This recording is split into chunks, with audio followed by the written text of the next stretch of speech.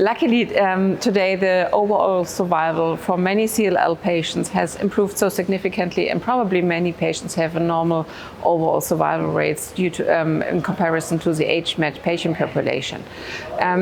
However, this is leading to the fact that it's very difficult to capture overall survival as an endpoint in clinical studies.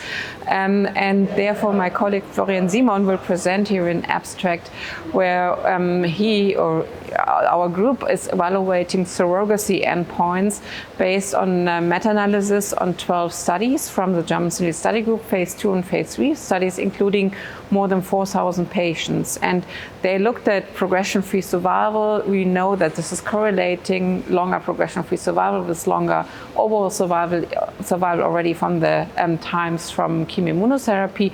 And he's able to show now with the time-limited targeted agents, with venetoclax plus CD20 antibody, for example, that there we also see a correlation of long progression-free survival with overall survival, which is not so surprising. I think a very interesting question is about undetectable MAD rates, where we know this is correlating with chemoimmunotherapy with overall survival, but here from this meta-analysis, the signal is not so strong.